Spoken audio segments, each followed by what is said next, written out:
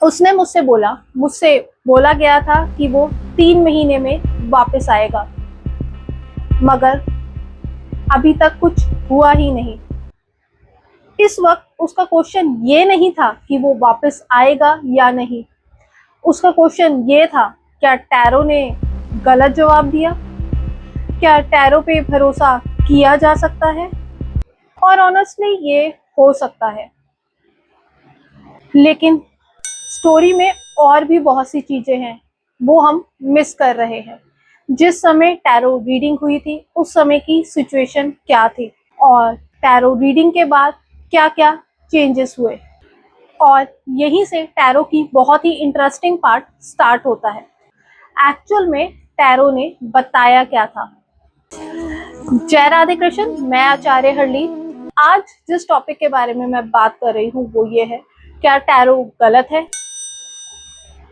अगर आपने भी पहले कभी रीडिंग करवाई है और रीडर ने जो बोला वो सच में नहीं हुआ, तो ये वीडियो आपके लिए है। आज सिर्फ हम ये नहीं देखेंगे कि टैरो एक्चुअली करता क्या है, हम आज ये भी समझेंगे कि एक्चुअली टैरो प्रेडिक्ट क्या करता है, टाइमिंग किस तरीके से बताई जाती है, और एक एक्सपीरियंस टैरो कार्ड रीडर जब कार्ड रीड करता है तो वो क्या क्या चीजें देखता है। और एंड में मैं आपको एक जरूरी प्रश्न का भी जवाब दूंगी। अगर टैरो 100% करेक्ट प्रेडिक्शन नहीं करता है तो टैरो सीखने का फायदा क्या? 3 महीने हो गए मगर कुछ नहीं हुआ। चलिए इसी सिचुएशन से हम आगे कंटिन्यू करते हैं। एक पर्सन आपके पास रिलेशनशिप की कंफ्यूजन लेके आया। उसने पूछा क्या वो वापस आएगा? आपने कार्ड्स को देखा, उसमें आपको साफ दिख रहा है कि हाँ रिकंसिलेशन हो सकता है। कितने वक्त में रिकंसिलेशन हो सकता है? जो व्यक्ति आपके पास रीडिंग लेने के लिए आया था वो वापस घर चला जाता है, मगर उसके दिमाग में एक ही चीज चल रही होती है कि 3 महीने में वो वापस आ जाएगा। समस्या यहीं से शुरू होती है, क्योंकि वो 3 महीने को पॉसिबिलिटी नहीं प्रॉमिस ले लेता है।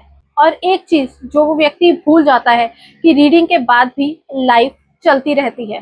रीडिंग के बाद कन्वर्सेशन हुई, उनके बीच में कुछ फाइट हुई, कोई मिसअंडरस्टैंडिंग हुई, जो दूसरा पर्सन था उसने डिसाइड किया कि मैं मूव ऑन कर लूंगा, या फिर आपके क्लाइंट ने डिसाइड किया कि आगे मैं अब इस पर्सन से बात नहीं करूंगा। आप सिर्फ एक चीज सोचिएगा, रीडिंग के समय जो सिचुएशन थी क्या अब भी सेम सिचुएशन है? बिल्कुल भी नहीं।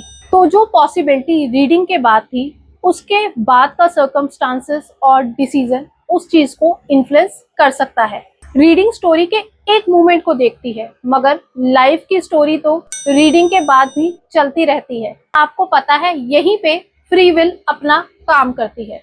मान लो रीडिंग के टाइम पे स्ट्रॉन्ग रिकंसिलेशन की एनर्जी थी, मगर रीडिंग के बाद क्लाइंट के पार्टनर ने ये डिसाइड किया कि मैं वापस नहीं जाऊंगा, या फिर क्लाइंट ने ये डिसाइड किया कि अब मैं इस पर्सन से बात नहीं करूंगा, तो ऑब्वियसली अब डायरेक्शन जो है वो पूरी तरीके से चेंज हो गई है। इसलिए मैं पर्सनली कार्ड को कभी भी ऐसा नहीं देखती जो कार्ड ने बोल दिया वो हो जाएगा। आपका डिसीजन भी मैटर करता है, और जो दूसरा व्यक्ति है उसकी सोच भी मैटर करती है। क्या सर्कमस्टांसेस बनेंगे वो भी मैटर करता है, और कभी एक डिसीजन पूरी की पूरी डायरेक्शन को ही चेंज कर देता है। इस बात को सोचना जरूर, अगर फ्यूचर पूरी तरीके से फिक्स होता तो फ्री विल का मतलब ही क्या है? अगला प्रश्न आपके दिमाग में आएगा, डायरेक्शन चेंज हो गई तो डिसीजन चेंज हो गया, तो फिर टैरो जो टाइमिंग बताता है उसका मतलब क्या है? अच्छा क्वेश्चन है, लेकिन यहाँ पर एक ट्विस्ट आता है। टाइमिंग को देखना और टाइमिंग बताना दोनों एक चीज नहीं है। अगर कोई क्लाइंट मेरे पास आया है और पूछ रहा है कि मेरी जॉब कब लगेगी, तो एक कार्ड पे नंबर देख के टाइम बता देना टाइमिंग नहीं है।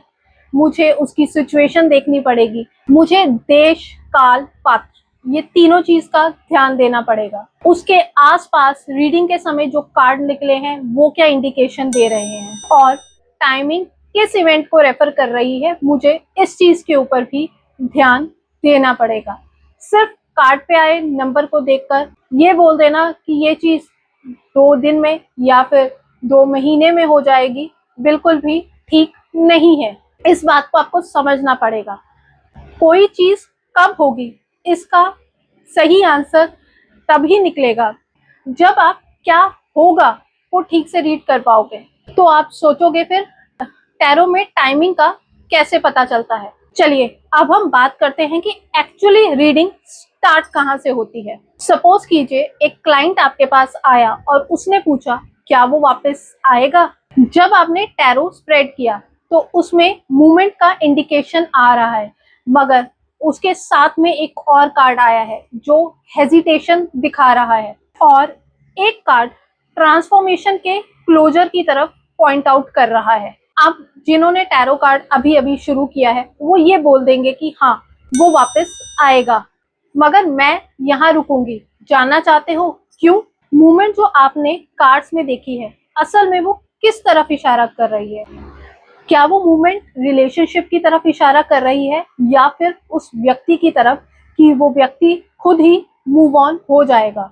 जो कार्ड्स आपने निकाले हैं वो एक्चुअली कहना क्या चाहते हैं, और यहीं से तो एक्चुअली रीडिंग स्टार्ट होती है। मूवमेंट कार्ड का मतलब हमेशा ये नहीं होता कि वो वापस आएगा। आपको कार्ड का मतलब पता है और आप पढ़ सकते हो, मगर यही से तो टैरो सीखने वाले बिगिनर्स के साथ प्रॉब्लम होती है। उन्हें ये चीज पता होता है कि ये मेजर आर्काना का कार्ड है, ये माइनर आर्काना का कार्ड है और ये कोर्ट कार्ड है, मगर जब क्लाइंट आकर आपसे ये पूछता है कि क्या वो वापस आएगा, उस समय सिर्फ कार्ड्स के मीनिंग काम नहीं आते, कार्ड्स को कनेक्ट भी करना होता है, कार्ड्स से स्टोरी बनानी होती है, कार्ड्स को समझना पड़ता है। क्योंकि टैरो कार्ड रीडिंग का मतलब सिर्फ कार्ड के मतलब को रिपीट करना नहीं है।